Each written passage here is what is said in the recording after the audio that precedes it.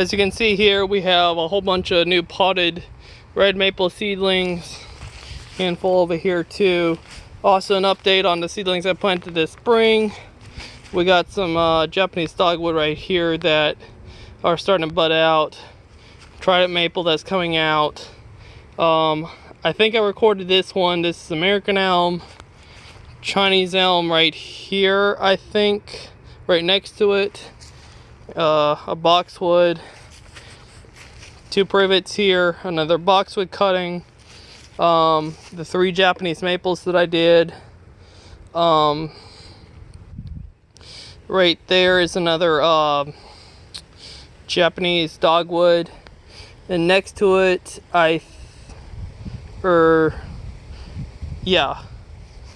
this tree, and this tree are all Japanese dogwoods. And then these 2 over here are the Chinese quince. And then I have over here the common juniper that I recorded. This is doing nicely, as you can see. I have my Japanese maple that I wired, and other seedlings I wired. This one, only the tip died, but as you can see, there's lots and lots and lots of new growth. This one is doing pretty good. It's still got life down here despite the breakage in the stem. And then the oak that I wired. And then I have the 2 junipers that I potted up as well. These are regular Shimpaku, not any special variety. And then the gumi / silverberry next in front of that. And then here we have, sadly, a dead, or at least dying, Chinese quince. One that I was hoping to make a cascade out of. So that one actually failed. And behind here, we have, not quite yet, but we do, in one of these pots, I'll show you what it wrote in just a moment, I do have a little oak stem coming up from a acorn, and it is right there. That is a baby oak starting to come up, and that is a Quercus lobata, and that is, I think it's the California Valley Oak. I can't remember. It's either California Valley Oak or California Live Oak, something like that. I have to look up the common name to be sure. But I planted these in this container. I can't remember about this container, but I had like lots and lots of containers. Like at least 4 or 5 of these have nothing but Quercus lobata, the California Live / Valley Oak. I can't remember exactly what it is, but it's something like that. Over here we have the finished workshop tree, red maple. And right here we have actually a dwarf Alberta spruce that I'll hopefully get a chance to work on. And then right here in these 2 pots, none have come up yet, but these will be some baby sweet gums. Liquid amber styraciflua or something like that. I'm not sure if I'm pronouncing that right, but that's what these are filled with. Probably about 200 seeds or so, if I remember correctly. That's how many I bought. So these are pretty well filled, but they're not very big seeds. And I'm super excited to be carrying those. It's one of my favorite trees. This is actually another dwarf Alberta spruce that I got earlier this year that I actually did not take a video of. I think I got it in December. This one came from Lowe's, and this one down here came from Home Depot. This one has a terrible root base and kind of like a twin trunk right here. But this one, I don't know about the root base yet, but this dwarf Alberta spruce has a absolutely beautiful, almost perfect formal upright branching pattern. I may not work on it this year simply due to the fact that it's already budding out so aggressively. But I might pot it up at least. I might still try like slip pot it into a larger pot.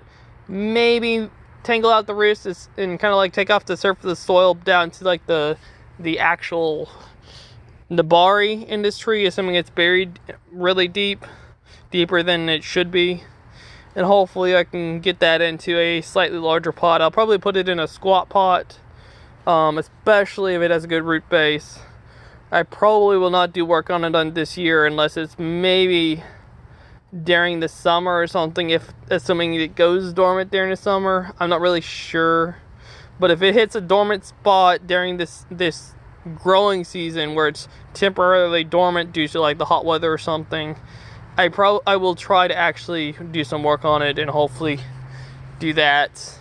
When I do pot this up, I definitely will do some initial basic pruning just to thin out the stuff that I absolutely don't want and kind of like give it a good start so it's not getting bushy and growing twin trunks and stuff. So there is that.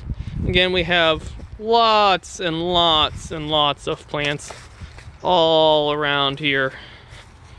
And we still have these two flats of red maples. I actually ran out of gallon-sized pots, but I'm probably gonna pot these up maybe next year, considering they're already starting to bud out. And then right here in this bonsai pot, we have the red maples that I transplanted at the one flat that I did get done.